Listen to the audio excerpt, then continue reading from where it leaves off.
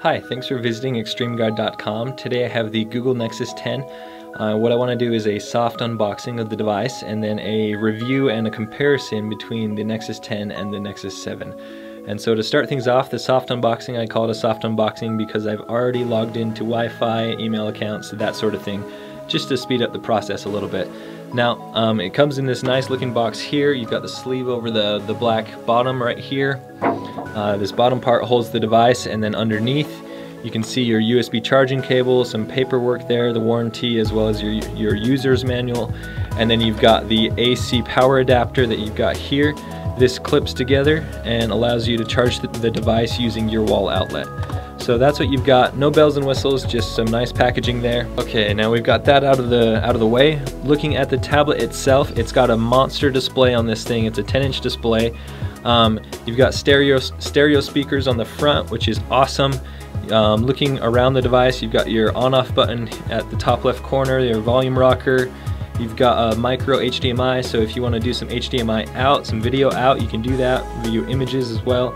And then you've got a charging dock at the bottom here, and I'm going to talk about this charging dock a little bit later on. And then on the back, you've got the rear-facing camera with a LED flash, and that's what you get when you walk around the Nexus 10. A couple things that the Nexus 10 has on the outside of it that we just showed you that the Nexus 7 does not is that HDMI out, which is going to be a very nice feature, and then also the rear-facing camera and the flash. So those are two things that I really liked about the Nexus 10 right out of the box that I did not have with the Nexus 7. Now let's talk about some price differences. The Nexus 7, you can pick up a 16 gigabit version for $199. That's upgraded from the previous 8 gig version. So yes, you do get 16 gigs for $199. The 16 gig version of the Nexus 10 is going to be $399. So about a $200 difference between these two tablets. They both run on Android Jelly Bean. The Nexus 7 comes with Jelly Bean 4.1 or Android 4.1. And the Nexus 10 comes with Android 4.2.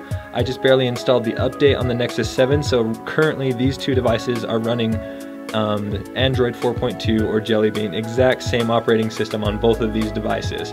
Now, first thing I want to do is turn on both devices at the exact same time, and I'll show you the difference between the Nexus 7 and the Nexus 10. And you can see that I accidentally pushed the Nexus 7 button before the Nexus 10, and the Nexus 10 is still going to smoke the Nexus 7 when it comes to loading.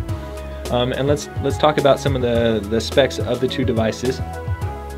The Nexus 7 has a gig of RAM, while the Nexus 10 has 2 gigs of RAM. It's already loaded, which is just screaming fast. I love how fast this starts up, how fast it shuts down. It's way faster than the Nexus 7 when it comes to on-off feature. And then you've got Gorilla Glass 1 in the Nexus 7, you've got Gorilla Glass 2 in the Nexus 10, you've got a dual-core 1.7 gigahertz processor in the Nexus 10, the quad-core 1.3 in the Nexus 7, and that dual-core 1.7 is significantly faster than this quad-core 1.3, which you might think 4 cores is going to be way better than the 2 cores, but the 2 cores are very quick. It's the Zenus 5250 processor, and it's meant to compete with Apple's A5 and A6 family processors. So this thing is smoking fast. As far as battery life goes, the Nexus 10, you've got a battery life of about 7.5 to 8 hours, and that's it.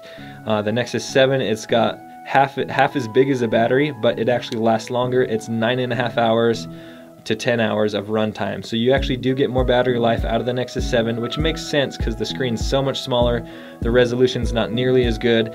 With the Nexus 10, I mean, you're pumping out a massive display at 299 pixels per inch, and that's going to require a lot more battery. The one negative point I do have about the battery life is that not only is it a shorter battery life, but when you try and charge it, charging is extremely slow with this device. And there's been talk about a faster charger coming out that will interface with these 4 pins these 5 pins, 6 pins at the bottom of the device. That has yet to come out on the market, but it is much needed for the Nexus 10.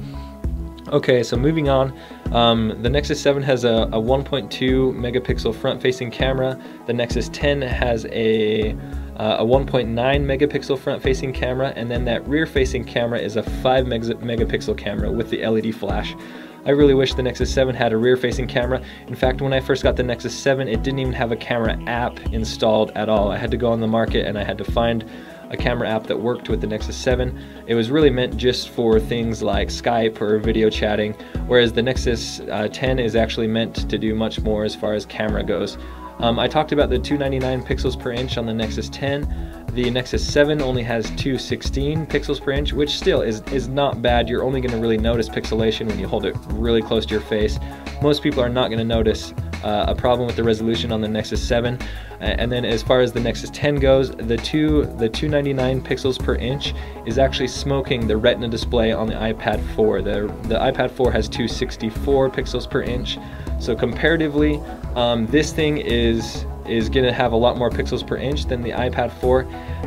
In real life, I'm not really sure if that makes a big difference, because the iPad, it already has the retina display, so you're not supposed to see the pixels anyway.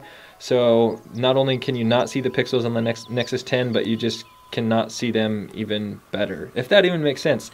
And it kind of doesn't. So really the 299 pixels per inch might just be kind of a sales gimmick to say, hey, we're better than you guys, and in reality it's not any better, because it still looks just about the same.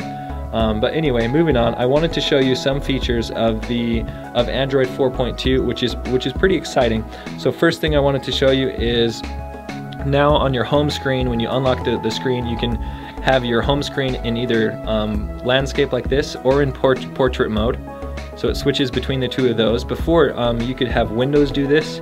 Like if you had your internet browser, you could set it to switch back and forth, but your home screen itself was stuck in portrait mode for the Nexus 7 anyways. They've added a gesture typing or a swipe typing interface. So when you go to a browser or you're just typing anything in, the keyboard now will do swipe texting. So let's just text Nexus. N-E-X-U-S. You get Nexus that pops up, so it's got that swipe feature, which is really nice. Getting back out of that, let's talk about the notifications bar.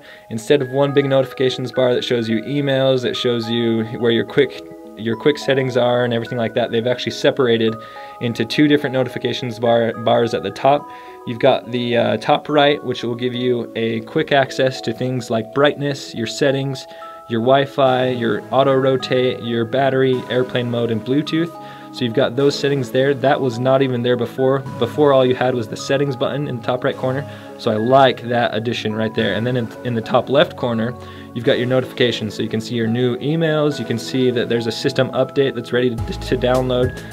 Things like that. The important notifications there in the top left.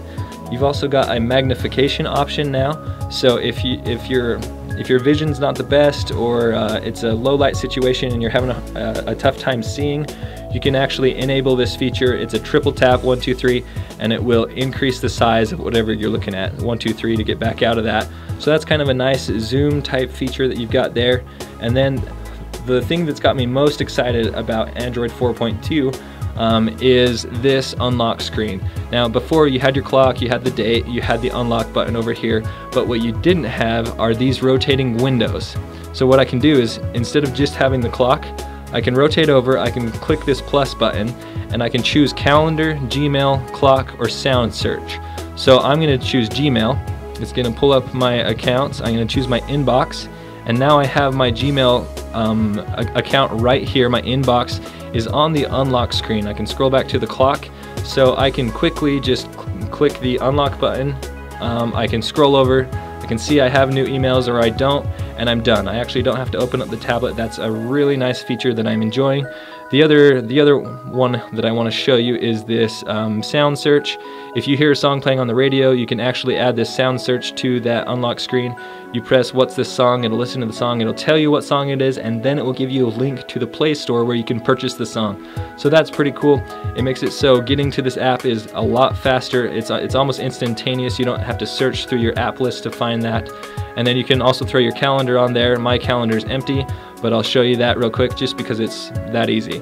So I've got my clock, my Gmail, the "What's this song" thing, and then also the calendar. Very cool. And then also, if you click on the clock and then you unlock, it's going to bring me to this screen. I can see that I have the clock here on the front. Top left button gives you a countdown timer, and then the top right button gives you a stopwatch. So that's a really nice feature too. That seems to be an app that I'm always searching for and never find in time if I want to time something, or if I want to do a timer feature. It's been inconvenient in the past, and now it's right here on your unlock screen. And then the last thing I want to show you about the Android 4.2 software is when you're in your Gmail box, what you can do is you can swipe these emails into the archive. So instead of having to click on them and sort them how you want them, you can actually just swipe them, and you can see those emails disappearing, just like this this task killer or recent apps button. So that's a really cool feature about your Gmail inbox that you can use with the Android 4.2. Just to finish up that video, I was just saying that you get some additional features from the Nexus 10. You get the front-facing stereo speakers. You get a vibrate when you touch buttons and things like that. The Nexus 7 did not have that vibrate feature, and I wish I had had that. You get the rear-facing camera with the LED flash, and you get an insanely high resolution. Some things you might be giving up when you get the Nexus 10 are things like battery life and just a smaller form that fits well in the hand. But that's my review of the Nexus 10, as well as a small comparison to the Nexus 7. If you've got any other questions about this particular device, go ahead and contact customer service. And thanks for visiting XtremeGuard.com.